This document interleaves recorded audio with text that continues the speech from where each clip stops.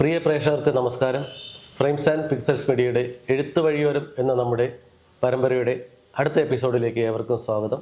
നമ്മുടെ ഉദ്ഘാടന എപ്പിസോഡ് അതിൻ്റെ ആശയവും ആവിഷ്കാരവും നിർവഹിച്ച ശ്രീമതി ഡോക്ടർ സി ഉദയകല ഇന്നും നമ്മോടൊപ്പം ഉണ്ട്. മാഡം സ്വാഗതം.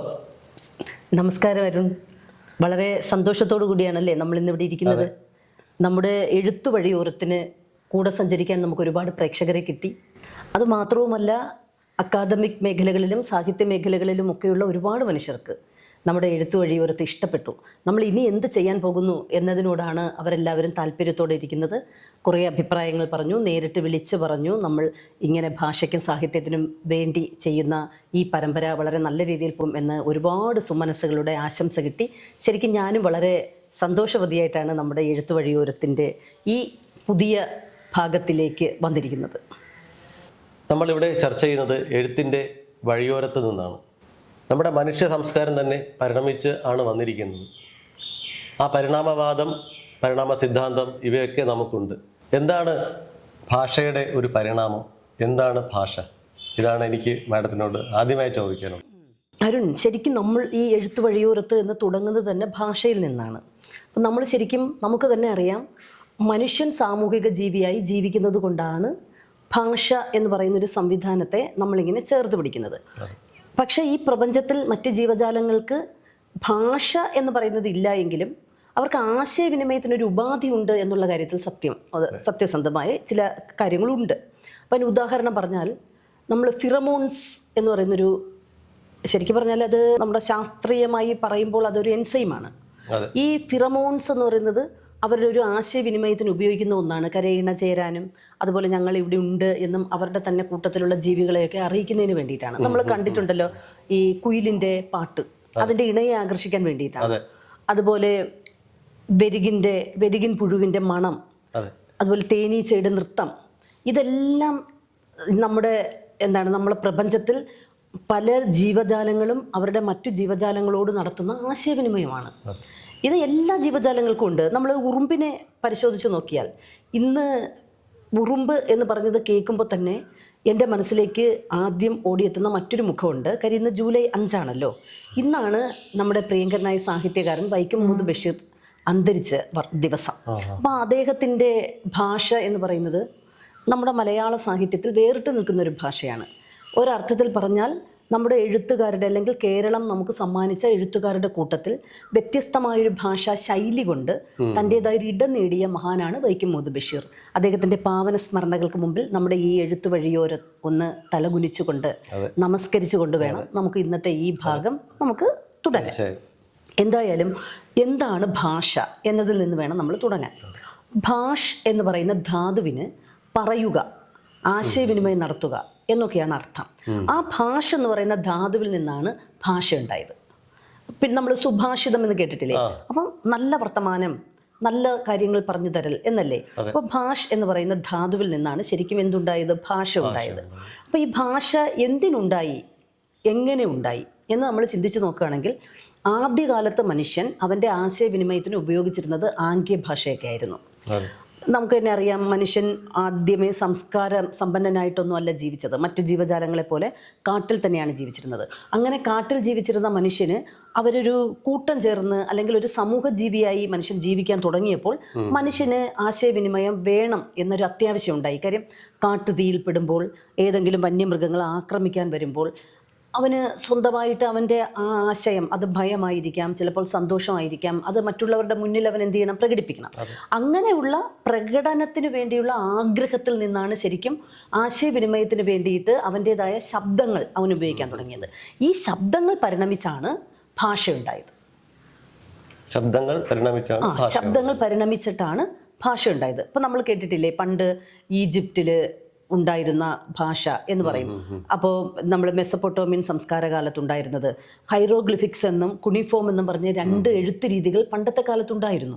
ആ ഹൈറോഗ്ലിഫിക്സിൻ്റെയും കുണിഫോം ലിപിയുടെയും ഒക്കെ ആ ഒരു പാരമ്പര്യം നിലനിർത്തുന്ന ചിത്രലിപികൾ ഇന്നും ഉണ്ട്. കാര്യം ഇപ്പം നമ്മൾ ചൈനീസ് ഭാഷ എടുത്തു നോക്കിയാൽ അതിന് 1000-ലധികം, ഇപ്പം നമുക്ക് നമ്മുടെ മലയാള ഭാഷയിൽ 51 അക്ഷരങ്ങളാണുള്ളത്. ഇംഗ്ലീഷിൽ നമ്മൾ പോകുമ്പോൾ വലിയ അക്ഷരം എന്ന് പറഞ്ഞ് 26 ചെറിയ അക്ഷരങ്ങൾ എന്ന് പറഞ്ഞ് 26 ഇങ്ങനെയാണ് നമ്മൾ പഠിക്കുന്നത്. എന്തായാലും അവരുടെ ആൽഫബറ്റ്സ് എത്രയുണ്ടെന്ന് വെച്ചാൽ 26 എന്ന് പറയും. നമ്മുടെ അക്ഷരമാല എത്രയുണ്ടെന്ന് ചോദിച്ചാൽ നമ്മൾ 51 എന്ന് പറയും. അപ്പോൾ ചൈനക്കാരുടേതൊക്കെ ഒന്ന് ആലോചിച്ച് നോക്ക്. അപ്പൊ ഇങ്ങനെ ഒരുപാട് അത് തന്നെ അക്ഷരങ്ങളും ലിപികളും വർണ്ണങ്ങളും ഒക്കെ കൊണ്ട് സമ്പന്നമാണ് ലോകഭാഷകൾ. നമ്മുടെ ഈ ഗുഹായുഗത്തിൽ തന്നെയാണ് ഇത് തുടങ്ങി വരുന്നത്. തീർച്ചയായിട്ടും മാഡം പറഞ്ഞു. അതെ. ഈ ഗുഹായുഗം എന്ന് പറയുന്നത് മനുഷ്യന്റെ ആദ്യകാലത്തെ ജീവിതത്തിന്റെ ഒരു പരിഷ്കൃത ജീവിതം പതിപ്പാണത്. കാര്യം കാട്ടിൽ അലഞ്ഞു നടന്ന് കാട്ടുതീയിൽ ആഹാരം വേവിച്ച് ഭക്ഷിച്ച് നഗ്നനായി സഞ്ചരിച്ചു കൊണ്ടിരുന്ന മനുഷ്യൻ പിന്നീട് ഇലകൾ കൊണ്ടവൻ്റെ നഗ്നത മറയ്ക്കുന്നു, മരത്തിൻ്റെ തോലുകൾ ധരിക്കാമെന്ന് പഠിക്കുന്നു, പിന്നീട് അവൻ ഓരോരോ ആയുധങ്ങൾ പതുക്കെ ഉണ്ടാക്കിയെടുക്കാൻ പഠിക്കുന്നു. അപ്പോൾ സമൂഹജീവിയായി ജീവിക്കുന്ന ഒരു മനുഷ്യന് അല്ലെങ്കിൽ അവൻ്റെ ആ സമൂഹത്തിന് പ്രകൃതി ശക്തികളിൽ നിന്നും അതുപോലെ തന്നെ വന്യമൃഗങ്ങളിൽ നിന്നും രക്ഷ നേടണം. അതിനുവേണ്ടി അവൻ ആദ്യമായിട്ട് ഉണ്ടാക്കിയ വീടാണ് ഈ ഗുഹ എന്ന് പറയുന്നത്. ശരിക്കും നമ്മൾ സാമൂഹ്യശാസ്ത്രപരമായി പരിശോധിച്ച് നോക്കിയാൽ മനുഷ്യൻ്റെ വളർച്ച എന്ന് പറയുന്നത് ചെറിയ ഒരു സംഭവമല്ല. ശരിക്കും നമ്മളൊക്കെ ഒരു പരിഷ്കൃത ലോകത്ത് വന്ന് ജനിക്കാൻ കഴിഞ്ഞു അല്ലെങ്കിൽ ജീവിക്കാൻ കഴിഞ്ഞു എന്നുള്ളത് നമ്മുടെ ഓരോരുത്തരുടെയും ഒരു ഭാഗ്യമാണ് എന്ന് വേണം നമ്മൾ പറയേണ്ടത്. ഇത് എത്രയോ തലമുറകളായിട്ട് ഇങ്ങനെ കഴിഞ്ഞിട്ടാണ് നമ്മുടെ തലമുറയിൽ വന്ന് നിൽക്കുന്നത്. ഇപ്പം തന്നെ ഭാഷ പരിണമിക്കുന്നില്ലേ? ഇപ്പം ജെൻസിയുടെ ഭാഷ അതൊക്കെ നമുക്ക് പോകെ എന്ത് ചെയ്യാം, ഭാഷയുടെ പരിണാമത്തെക്കുറിച്ചും ഭാഷയുടെ വ്യത്യാസങ്ങളെക്കുറിച്ചും ഒക്കെ നമുക്ക് പറയാം. ഭാഷയുടെ ഭാഗമായി ഇതൊക്കെ മാറും. തീർച്ചയായിട്ടും ഇതെല്ലാം ഭാഷയുടെ. ഇപ്പോൾ ഇമോജി, പണ്ട് നമ്മൾ രാത്രിയിൽ ആർക്കെങ്കിലും ശുഭരാത്രി എന്നാണെങ്കിൽ നമ്മൾ ശുഭരാത്രി എന്ന് എഴുതുമായിരുന്നു, അല്ലെങ്കിൽ ഗുഡ് നൈറ്റ് എന്ന് എഴുതുമായിരുന്നു. ഇപ്പം അങ്ങനെ ഇല്ല. ഇപ്പം ജിയും ഒരു 8 ഒക്കെ ആയിട്ടാണ് എന്ത് ചെയ്യുന്നത്, ഇടുന്നത്. അപ്പോൾ അതിൽ നിന്ന് ഗുഡ് നൈറ്റ്. പിന്നെ ഇമോജികൾ, നമ്മളിപ്പോൾ സന്തോഷം പ്രകടിപ്പിക്കുന്നു, ഒരാളെ സ്നേഹം, ഇപ്പോൾ ഒരു അച്ഛന് അല്ലെ മകൾക്ക് അവളുടെ ബർത്ത്ഡേ അല്ലെങ്കിൽ അവളുടെ വിജയം, അതിലൊക്കെ അവളെ ഒന്ന് സന്തോഷിപ്പിക്കണമെന്ന് തോന്നിയാൽ അച്ഛൻ ഉടനെ ഒരു കേക്കിൻ്റെയും ഒരു പടമിടുകയും ഒരു സന്തോഷത്തിൻ്റെ ഒരു ഹാപ്പി ഇമോജി ഇടുകയൊക്കെയാണ് ചെയ്യുന്നത് ഗൾഫിലുള്ള ആൾക്കാരൊക്കെ. അല്ലാതെ എൻ്റെ തങ്കക്കുടമേ നിനക്ക് എല്ലാവിധ ഭാവുകങ്ങളും എന്ന് പറയുന്ന ഒരു ഭാഷാ രീതിയൊക്കെ നിന്നു. നമ്മളും അങ്ങനെയല്ലേ? നമ്മളിപ്പോൾ പറഞ്ഞു വരുന്നത്, നമ്മളിപ്പോൾ ജന്മദിനാശംസകൾ നേരുന്നു എന്ന് നമ്മുടെ ഏതെങ്കിലും സോഷ്യൽ മീഡിയയിലോ എന്തെങ്കിലും വാട്സാപ്പിലായിരിക്കും നമ്മൾ കൂടുതൽ ഇങ്ങനെയുള്ള മെസ്സേജുകൾ റീഡ് ചെയ്യാറുള്ളത്. അതിൽ ശരിക്കും ഈ ഇടയ്ക്ക് ജനുവരി 1-ാം തീയതി എൻ്റെ പിറന്നാളായിരുന്നു. അപ്പോൾ എൻ്റെ ഒരു സുഹൃത്ത് എനിക്ക് ജന്മദിന ആശംസകൾ നേരുന്നു. പക്ഷെ ഇങ്ങനെ എഴുതി കിട്ടപ്പോ ആ ഒരു മലയാള ഭാഷയിൽ രാവിലെ ഇത് കണ്ടപ്പോ എന്തോ ഒരു ഭയങ്കര വ്യത്യസ്തത തോന്നി. തീർച്ചയായിട്ടും അതരുൺ, നമുക്ക് നമ്മുടെ മാതൃഭാഷയോട് മനസ്സിൽ തട്ടിയുള്ളൊരു സ്നേഹം ഉണ്ടായിരിക്കുമ്പോൾ നമുക്ക് അത്തരത്തിൽ കിട്ടുന്ന ആശംസകളോടും നമുക്ക് ഒരുപാട് ഇഷ്ടം തോന്നും. എനിക്കെപ്പോഴും മലയാളത്തിൽ രാവിലെ ശുഭദിനം നേരുന്നു അല്ലെങ്കിൽ സുപ്രഭാതം എന്നൊക്കെ പറഞ്ഞു കേൾക്കുന്നത് വലിയ ഇഷ്ടമാണ്. ഞാനെപ്പോഴും അങ്ങനെ മാത്രമേ ആൾക്കാർക്ക് ആശംസകൾ അയക്കാറുള്ളൂ. ഞാനൊരു മലയാളവാദി എന്നാൽ പൂർണ്ണമായും മലയാളവാദി എന്നല്ല, പക്ഷേ മലയാളത്തെ ഇഷ്ടപ്പെടുകയും മലയാളത്തോട് ചേർന്ന് നിന്ന് ജീവിക്കണമെന്നും ആഗ്രഹിക്കുന്ന ഒരു അധ്യാപികയാണ്. അതിൽ നിന്ന് ഒരു വെട്ടുവീഴ്ചയും ഒരിക്കലും ജീവിതത്തിൽ ചെയ്യാനും തയ്യാറല്ല. അപ്പോൾ നമ്മൾ ഈ ഭാഷയെക്കുറിച്ചാണല്ലോ പറഞ്ഞത്. അപ്പം ഞാൻ പറഞ്ഞത് ഭാഷ എന്ന് പറയുന്ന ധാതുവിൽ നിന്നാണ് ഭാഷ ഉണ്ടായത്. ഭാഷ എന്ന് പറയുന്നത് മനുഷ്യൻ ഉണ്ടാക്കിയ ആശയവിനിമയ ഉപാധിയാണ്. കാര്യം മനുഷ്യൻ തന്നെയാണ്, അല്ലാതെ ഒരിക്കലും ഒരു സ്ഥലത്ത് നിന്നും പ്രപഞ്ചത്തിൽ നിന്ന് പൊട്ടി വീണൊരു ലിപിയൊന്നും ഉണ്ടാവില്ല. മനുഷ്യന് ചിത്രം എഴുതാനുള്ള കഴിവ്, അവന് പൊതുവായി എല്ലാവരും ഒരുപോലെ സംസാരിക്കണം എന്നുള്ളൊരാഗ്രഹം, അതിൽ നിന്നൊക്കെ അവൻ രൂപീകരിച്ച ചില ലിപി ചിത്രങ്ങൾ അല്ലെങ്കിൽ ചിത്രലിപികൾ, അവയാണ് അക്ഷരങ്ങളായി മാറിയത്. സൂചകങ്ങളായി ഉപയോഗിച്ചിട്ടുള്ള ചിഹ്നങ്ങളാണ് ശരിക്കും പിന്നെ മാറിയത്. ഇപ്പം നമുക്ക് തന്നെ അറിയാം, നമ്മളിപ്പോൾ ഒരു സ്ഥലത്ത് വാഹനം ഓടിച്ച് നമ്മൾ പോകുമ്പോൾ സ്കൂളുണ്ട് എന്നതിന് നമ്മൾ അതിൻ്റെതായ ഒരു ചിത്രം കാണുമ്പോഴല്ലേ നമ്മൾ മനസ്സിലാക്കുന്നത്. തീർച്ചയായിട്ടും ആ സിമ്പൽ അല്ലേ, അതുപോലെ ഇതുപോലെയാണ് നമ്മുടെ ഭാഷയുടെയും വികാസം. നമുക്ക് തന്നെ നമ്മുടെ ഭാഷ രൂപപ്പെടുന്നതിന് മുമ്പ് ഭാഷയെ പ്രധാനമായി നമുക്ക് ഭാഷയുടെ ചരിത്രം പറയുമ്പോൾ നമ്മൾ എപ്പോഴും വാമൊഴിയിൽ നിന്ന് വരമൊഴിയിലേക്ക് എന്ന് തന്നെ നമ്മൾ പറയണം. അതിൽ വാമൊഴി ചരിത്രം എന്ന് പറയുന്നത് വളരെ സമ്പന്നമായിരുന്നു എന്ന് വേണം പറയാൻ. ഇപ്പം നമ്മൾ കൊച്ചിലെ കേട്ടിട്ടുള്ള പല പല കഥകൾ, ഇപ്പം നമ്മൾ തന്നെ അറിയാം, നമുക്ക് എത്രയോ നാടുകളിൽ നിന്ന് വന്ന നാടോടി കഥകൾ നമുക്ക് വലിയ ഇഷ്ടമല്ലേ. നമ്മൾ ആരും കണ്ടിട്ട് പോലും ഇല്ലാത്ത ഈസേപ്പ് കഥകൾ, അതുപോലെ തന്നെ അലാവുദ്ദീനും അത്ഭുത വിളക്കും അല്ലേ, അതുപോലെ കപ്പൽ യാത്രകൾ, ഇങ്ങനെ എന്തെല്ലാം തരത്തിൽ അതിശയിക്കുന്ന കഥകൾ. ഇപ്പം ഞാനൊക്കെ ചെറിയ കുട്ടിയായിരുന്ന സമയത്ത് പഞ്ചതന്ത്രം കഥകൾ വായിക്കുക എന്ന് പറയുന്നത്, അല്ലെങ്കിൽ വിക്രമാദിത്യനും വേതാളവും അതിൻ്റെ പുസ്തകങ്ങൾ വായിക്കുക എന്നൊക്കെ പറയുന്നത് നമ്മുടെ ഒരു ഇതായിരുന്നു. അപ്പം എന്നിട്ട് ഞാൻ ചോദിക്കും, അമ്മ ഈ വേതാളം എവിടെയായിരുന്നു, ഈ വിക്രമാദിത്യൻ എവിടെയായിരുന്നു എന്നൊക്കെ ഞാൻ എൻ്റെ അമ്മയോട് ചോദിക്കും. അതുപോലെ നമ്മൾ ഇപ്പോൾ ആലീസിൻ്റെ അത്ഭുത ലോകം നമ്മൾ അറിഞ്ഞു, ആലീസ് ഇൻ വണ്ടർലാൻഡ്, ആലീസിൻ്റെ അത്ഭുത ലോകം. ഇത് ശരിക്കും നമ്മുടെ പുസ്തകം നമ്മുടെ മുന്നിൽ വിടർത്തിയിട്ട് തരുന്ന ഒരു വലിയ അത്ഭുത ലോകം തന്നെയാണ്. അപ്പോൾ ഈ ഒരു പാരമ്പര്യം നമുക്ക് എവിടെ നിന്നാണ് കിട്ടിയത് എന്ന് ചോദിച്ചാൽ തീർച്ചയായും അത് വാമൊഴി ചരിത്രമാണ്. അപ്പം ഞാൻ തന്നെ ഒരു ഉദാഹരണം പറയാം. നമ്മൾ പണ്ട് കാലത്ത് എപ്പോഴും നമ്മൾ പറയുന്ന ഒന്നാണ്, നമ്മുടെ മണ്ണാങ്കട്ടയും കരിയിലയും കൂടി കാശിക്ക് പോയ കഥ ഇല്ലേ? ശരിക്കും ആരും എഴുതി വെക്കാത്ത, എല്ലാ മനുഷ്യർക്കും അറിയുന്ന കഥയാണ് മണ്ണാങ്കട്ടയും. ഇല്ല, സത്യം. കാര്യം ഞാൻ 1ാം ക്ലാസ്സിലൊക്കെ പഠിക്കുമ്പോൾ നമ്മൾ മാവേലി നാടുവാണി ഇടുംകാലം, ആ കവിതയുടെ താഴെ അജ്ഞാത കർത്തൃകം. ഞാൻ എപ്പോഴും വിചാരിക്കും, ഇന്ന് എന്തിനായിരുന്നു ഈ കുഞ്ഞു ആയിരുന്ന എൻ്റെ അടുത്ത്. അപ്പം ഞാൻ ഈ അജ്ഞാത കർത്തൃകം എന്ന് പറയുന്നത് ഈ ചെറുശ്ശേരിയെ പോലെ എഴുത്തച്ഛനെ പോലെയൊക്കെയുള്ള ഏതോ ഒരു കവി എന്നായിരുന്നു എൻ്റെ ധാരണ. അങ്ങനെ ഞാൻ എപ്പോഴും ഏതോ ഒരാളുടെ പേരാണ് അജ്ഞാത കർത്തൃകം എന്ന് പറഞ്ഞ് ആ അജ്ഞാത കർത്തൃകം ഞാൻ എഴുതി പഠിക്കുമായിരുന്നു.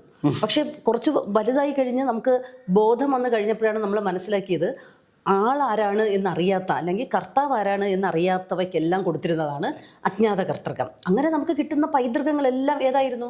നമ്മുടെ വാമൊഴി പാരമ്പര്യമായിരുന്നു.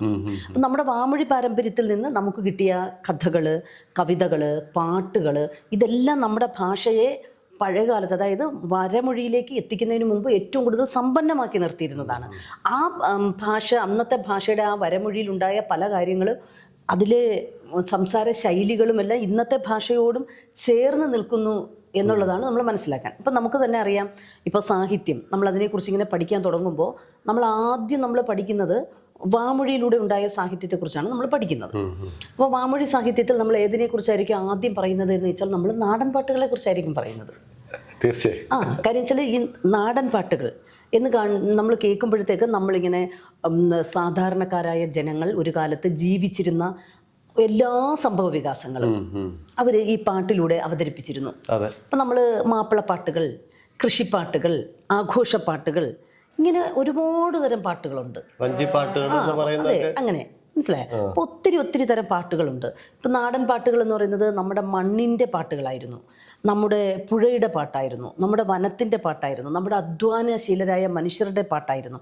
ഈ പാട്ടുകളിൽ കൂടി മനുഷ്യർ ഒരുപാട് കാര്യങ്ങൾ പറഞ്ഞു. അതിനു മുമ്പ് ഞാനൊരു കാര്യം പറയാൻ മറന്നത്, ഇപ്പം എന്താണ് സാഹിത്യം എന്ന് ചോദിച്ചാൽ നമ്മളെപ്പോഴും സാഹിത്യത്തിന് വേറെ വാക്കർത്ഥമൊക്കെ ഉണ്ട്, വാചികാർത്ഥമൊക്കെ ഉണ്ട്. അത് നമുക്ക് പിന്നീട് കുറച്ചുകൂടി കഴിഞ്ഞിട്ട് നമുക്കതൊക്കെ പറയാം. ഇപ്പോഴങ്ങനെ അല്ലാതെ നമ്മളിപ്പം ഈ നാടൻ പാട്ട്, നാടോടി സാഹിത്യം, അതിലൂടെ കടന്ന് നമ്മൾ വരമൊഴിയിലേക്ക് പോകുന്ന സമയത്ത് നമുക്ക് ആ സാഹിത്യത്തിന്റെ ഗൗരവതരമായ കാര്യങ്ങൾ നമുക്ക് പിന്നീട് സംസാരിക്കുന്നതാണ് ഉചിതം. മാഡം പറഞ്ഞു വയ്ക്കാൻ ഉദ്ദേശിക്കുന്നത് നമുക്ക് ഇതിന്റെ ഉറവിടത്തിൽ നിന്ന് തുടങ്ങി തീർച്ചയായും അങ്ങനെ ഒരു രീതിയിലാണെന്ന് മാഡം കൊണ്ടുപോകുന്നത്. അതെ, അതാണ് കാര്യം. വെച്ചാൽ നമ്മുടെ ഈ എഴുത്തു വഴിയോരത്തിന്റെ ലക്ഷ്യം എന്ന് പറയുന്നത് ആ ഭാഷയുടെ വരവ്, ഭാഷ വാമൊഴി സാഹിത്യത്തിൽ നിന്ന് നേരെ വരമൊഴിയിലേക്ക് പോയത്, ആ വാമൊഴി കാലത്ത് എന്തൊക്കെയായിരുന്നു പ്രചാരത്തിൽ ഉണ്ടായിരുന്നത്, അതിനെ നമുക്ക് പരിചയപ്പെടുത്തുക. അത് കഴിഞ്ഞ് വരമൊഴിയിലേക്ക് പോകുന്നു. ആ വരമൊഴി തൊട്ട് നമ്മുടെ ഭാഷ എഴുതി തുടങ്ങിയ ആ ഒരു കാലഘട്ടം, പിന്നെ നമുക്ക് നമ്മുടെ പാട്ട് സാഹിത്യത്തെക്കുറിച്ച്, മണിപ്രവാളത്തെക്കുറിച്ച്, അങ്ങനെ ആ എഴുത്തിൻ്റെ വഴി ഇങ്ങനെ പരിചയപ്പെടുത്തി ഓരോ കാലഘട്ടത്തിലും ഇപ്പം നമുക്ക് എത്ര വേണമെങ്കിലും നമുക്ക് എന്ത് ചെയ്യാം, സാഹിത്യത്തെക്കുറിച്ച് നമുക്ക് പറയാം. പക്ഷേ ആ ഭാഷയെ അടിസ്ഥാനപ്പെടുത്തി ഇങ്ങനെ നേരെ കൊണ്ടുപോവുക എന്ന് ചെയ്യുമ്പോഴേക്കും അതൊരു നമ്മുടെ സാഹിത്യ ലോകത്തിനോട് നമ്മൾ ചെയ്യുന്ന ഏറ്റവും വലിയൊരു നമ്മുടെ സമർപ്പണം ആയി മാറും. അപ്പം ഞാൻ അങ്ങനെ ചെയ്യാൻ ആഗ്രഹിക്കുന്നത് കൊണ്ടാണ് ഈ എഴുത്തു വഴിയോരത്ത് ഇങ്ങനെ പോകണം എന്ന് ഞാൻ പറഞ്ഞത്. കാര്യം എന്ന് വെച്ചാൽ അടിസ്ഥാനം എന്ന് വെച്ചാൽ നമ്മൾ ഏത് കാര്യത്തിനും ഒരു റൂട്ട്. ഇപ്പോൾ ഉദാഹരണത്തിന് പറഞ്ഞാൽ ഇംഗ്ലീഷിൽ നമ്മൾ ഉണ്ടാക്കുന്ന എല്ലാ വെർബുകളിലും ബേസായിട്ടൊരു റൂട്ട് വെർബുണ്ട്. അതാണ് നമ്മളെപ്പോഴും പറയുന്ന ഡു എന്ന് പറയുന്നത്. ഡു. ഇപ്പം നമ്മൾ പ്ലേ എന്ന് പറഞ്ഞാൽ ഡു പ്ലസ് പ്ലേ ആണ്. ഈ ഡൂവിൻ്റെ രൂപങ്ങളാണ് ഡു, ഡിഡ്, ഡൺ. അതുപോലെ നമ്മുടെ മലയാളത്തിന് അത്രയും ക്ലിഷ്ടതയൊന്നുമില്ല. എന്ന് വെച്ചാൽ ഇംഗ്ലീഷ് ഭാഷ ക്ലിഷ്ടമായ ഭാഷയാണെന്ന് ഉദയകല ടീച്ചർ പറഞ്ഞു എന്നൊന്നും അല്ല. ഇംഗ്ലീഷ് ഭാഷയ്ക്ക് ആ ഭാഷയുടേതായ വ്യാകരണ സമ്പ്രദായമുണ്ട്, മലയാള ഭാഷയ്ക്ക് മലയാളത്തിൻ്റെതായ വ്യാകരണമുണ്ട്. പക്ഷെ നമ്മൾ ചെറിയ കുട്ടിയായിരിക്കുമ്പോൾ തന്നെ കൊച്ചു കുഞ്ഞുങ്ങളെ നമ്മൾ ഇംഗ്ലീഷിൻ്റെ ഗ്രാമർ പഠിപ്പിക്കും, പക്ഷെ മലയാളത്തിൻ്റെ വ്യാകരണം പഠിപ്പിക്കുകയേ ഇല്ല. പക്ഷെ നമ്മൾ ആദ്യം ചെയ്യേണ്ടത് എന്താണ്? ഇപ്പം ശരിക്കും എന്തുകൊണ്ട് അതാണ് ഞാൻ ആദ്യം അരുണിനോട് പറയണം എന്ന് പറഞ്ഞിട്ട് വിചാരിച്ചിട്ട് ഞാൻ കുറച്ചൊന്ന് മാറ്റി വെച്ചത്. അതായത് നമുക്ക് ഈ ലോകത്തുള്ള ഏത് മനുഷ്യരെ എടുത്തു നോക്കാം, ഏറ്റവും ഉച്ചാരണ ശുദ്ധിയോടുകൂടി ഏത് ഭാഷ ഉപയോഗിക്കാൻ കഴിയുന്നത് ആർക്കാണ്? മലയാളികൾക്ക് തന്നെയാണ്, ഉറപ്പാണ്. മലയാളികൾക്ക് മാത്രമേ അതിന് പറ്റൂ. കാര്യം നമ്മൾ ഒരു തമിഴ് സംസാരിക്കുന്ന ആളെ എടുത്താലും, ഒരു ഉത്തരേന്ത്യക്കാരനെ എടുത്താലും, ഒരു യൂറോപ്യനെ എടുത്താലും, ഇപ്പോൾ തന്നെ നമ്മുടെ നാട്ടിൽ ഇഷ്ടംപോലെ ബംഗാളികൾ മലയാളം പറയുന്നുണ്ട്, ശരിയല്ലേ?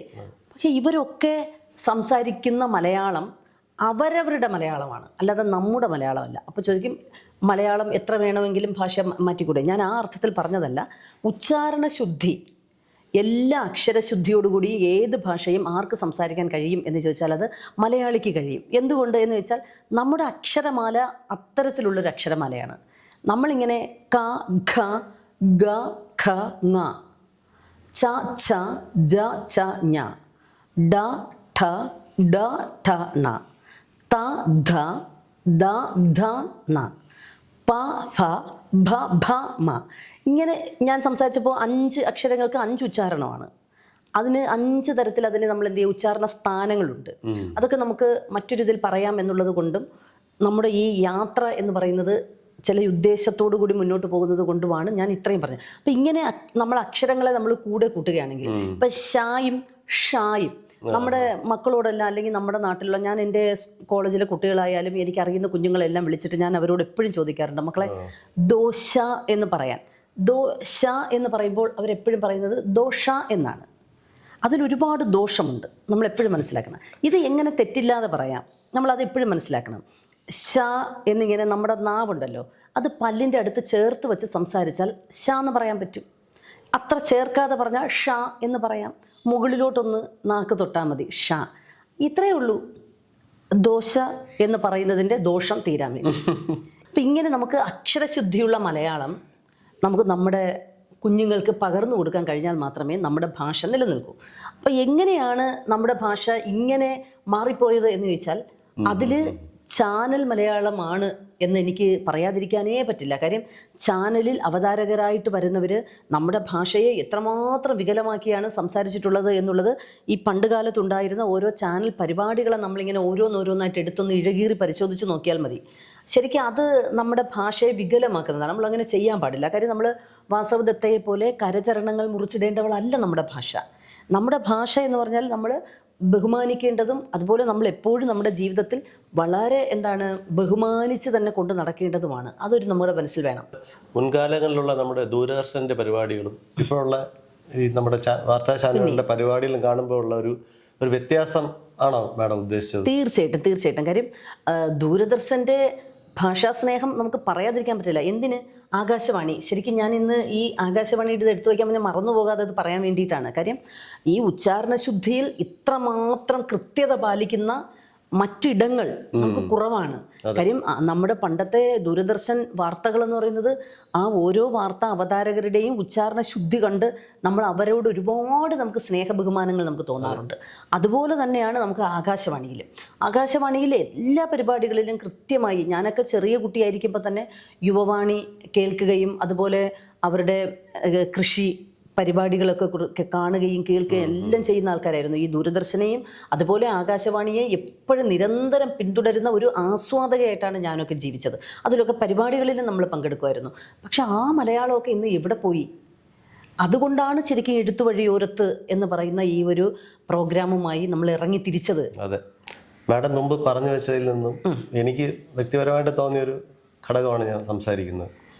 നമ്മുടെ പൂർവികരായിരുന്നല്ലോ ഹോമോ സാപ്പിയൻസ്.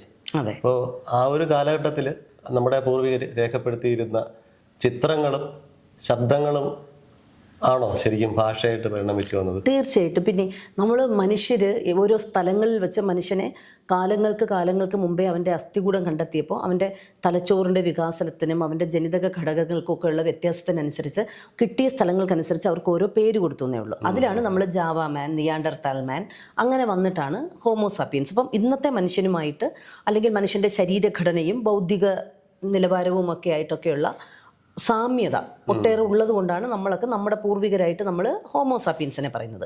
ഈ എന്തൊക്കെയായിരുന്നാലും മനുഷ്യർ അവരുടെ ജീവിതം ജീവിച്ചു തുടങ്ങിയ കാലത്ത് ആശയവിനിമയത്തിന് വേണ്ടി കണ്ടെത്തിയ ലിപികൾ, അവൻ കണ്ടെത്തിയ ശബ്ദങ്ങൾ, അത് തന്നെയാണ് നമ്മുടെ ഈ ഭാഷയുടെ അടിസ്ഥാനം. ഇത് നമുക്ക് തിരിച്ചറിയാൻ വേറെ ഒരുപാട് ദൂരെയൊന്നും പോണ്ട. വയനാട്ടിലെ ഇടയ്ക്കൽ ഗുഹ മാത്രം ഒന്ന് പോയി കണ്ടാൽ മതി. ആരെന്നോട് പോയിട്ടുണ്ടോ? അവിടെ ഒന്ന് പോകണം കേട്ടോ. കുറച്ച് നാൾ കഴിയട്ടെ, നമുക്ക് നമ്മുടെ ടീമും ഒക്കെ ആയിട്ട് നമുക്ക് ഇടയ്ക്കൽ ഗുഹ ഒന്ന് കാണാൻ പോകാം. അപ്പോൾ ആ ഇടയ്ക്കൽ ഗുഹയിലിങ്ങനെ ഗുഹാ ചിത്രങ്ങളോടൊപ്പം തന്നെ അക്ഷരങ്ങളുടെയും എന്തുണ്ട്, ചിത്രങ്ങളുണ്ട്. അപ്പം അതൊക്കെ കണ്ടുപിടിച്ചിട്ടും അതൊക്കെ പഠിച്ചിട്ടും പറഞ്ഞു കൊടുത്തിട്ടും ഒക്കെയാണ് നമ്മുടെ മലയാള ഭാഷയ്ക്ക് ക്ലാസിക് പദവി ലഭിച്ചത്. ആ ക്ലാസിക് പദവി നമുക്ക് നേടിത്തന്ന മഹാന്മാരെ എല്ലാം നമുക്ക് എന്ത് ചെയ്യണം, അനുസ്മരിക്കണം. അത് പക്ഷേ അത് നമുക്ക് നവംബറിലേക്ക് നമുക്ക് മാറ്റിവെക്കണം. അപ്പം നമ്മുടെ ഭാഷയുടെ നാൾ വഴി എന്ന് പറയുമ്പോൾ ആദ്യം ഭാഷ ഉണ്ടാകുന്നു, ആശയവിനിമയത്തിന് വേണ്ടി ഭാഷ ഉണ്ടാകുന്നു. പിന്നീട് ആ ആശയവിനിമയ ഉപാധിയായ ഭാഷ പല തരത്തിൽ എന്ത് ചെയ്യുന്നു, മാറുന്നു. അതിൽ മനുഷ്യന് ഉതകുന്ന തരത്തിൽ അല്ലെങ്കിൽ മനുഷ്യന് ഇഷ്ടപ്പെടുന്ന തരത്തിൽ മാറിയതാണ് നാടൻ പാട്ടുകൾ, നാടോടി സാഹിത്യങ്ങൾ. അതിങ്ങനെ കാലങ്ങൾക്കും ദേശങ്ങൾക്കുമൊക്കെ അതീതമായി മനുഷ്യനിലേക്ക് ഇങ്ങനെ വന്നുകൊണ്ടേയിരുന്നു. ഇപ്പം നമുക്കറിയാലോ, ഈ ശരിക്കും സാഹിത്യം എന്ന് പറയുന്നത് തന്നെ മനുഷ്യ സമൂഹത്തിന് നേർക്ക് പിടിക്കുന്ന കണ്ണാടിയാണ്, ദർപ്പണങ്ങളാണ്. അപ്പം ഈ ദർപ്പണങ്ങളിൽ കൂടി നമുക്ക് എന്ത് കാണാൻ പറ്റും? ഒരു കാലഘട്ടത്തിൽ ജീവിച്ച മനുഷ്യരുടെ ജീവിത രീതി എങ്ങനെയായിരുന്നു, അവരുടെ ഭക്ഷണക്രമം എങ്ങനെയായിരുന്നു, അവരുടെ ആചാര രീതികൾ, അവർ ചിരിച്ചതെങ്ങനെ, കരഞ്ഞതെങ്ങനെ, അവരുടെ വിവാഹം എങ്ങനെയായിരുന്നു, അവരുടെ കുഞ്ഞുങ്ങൾ പിറന്നത് എങ്ങനെയായിരുന്നു, അവരുടെ അധ്വാന ശീലം എങ്ങനെയായിരുന്നു, അവരെ ചൂഷണം ചെയ്തത് എങ്ങനെയായിരുന്നു, അവർ അനുഭവിച്ചിരുന്ന വേദനകൾ എന്തായിരുന്നു, ജാതീയമായ തരംതിരിവുകൾ എന്തായിരുന്നു, ഇങ്ങനെ എല്ലാം പകർന്നു കിട്ടിയ സാഹിത്യത്തിലെ ഏറ്റവും സമ്പന്നമായ ഒരു സാഹിത്യ ശാഖയാണ് ശരിക്കും നാടൻ പാട്ടുകളുടെയും നാടോടി സാഹിത്യത്തിൻ്റെയും. അപ്പം ഈ സാഹിത്യത്തിൽ നിന്ന് വേണം നമുക്ക് എവിടെ തുടങ്ങാൻ? നമ്മുടെ എഴുത്തു വഴിയോരത്ത് മുന്നോട്ട് പോകേണ്ടത്. അപ്പോൾ ശരിക്കും നമ്മളിപ്പം വാമൊഴി കാലഘട്ടത്തെ അടയാളപ്പെടുത്തിക്കൊണ്ട്, വാമൊഴി കാലഘട്ടത്തെ പരിചയപ്പെടുത്തിക്കൊണ്ട് വേണം നമ്മുടെ എഴുത്തു വഴിയോരത്ത് മുന്നോട്ട് പോകേണ്ടത്. അതുകൊണ്ട് തന്നെ നാടൻ പാട്ടുകൾക്കൊരു പ്രഥമമായ സ്ഥാനം നൽകുകയും നാടൻ പാട്ട് കലാകാരനെയും നാടൻ പാട്ടുകളെയും പരിചയപ്പെടുത്തിക്കൊണ്ട് നമുക്ക് അടുത്ത എഴുത്തു വഴിയോരത്തിൽ നമുക്ക് കണ്ടുമുട്ടണം. ശരി, നമുക്കപ്പോൾ നാടൻ പാട്ടിൻ്റെ വഴികളിലൂടെ നമുക്ക് ഇനിയും കണ്ടുമുട്ടാം. എല്ലാ പ്രിയ പ്രേക്ഷകർക്കും നമ്മുടെ വിനീതമായ കൂപ്പുകയും.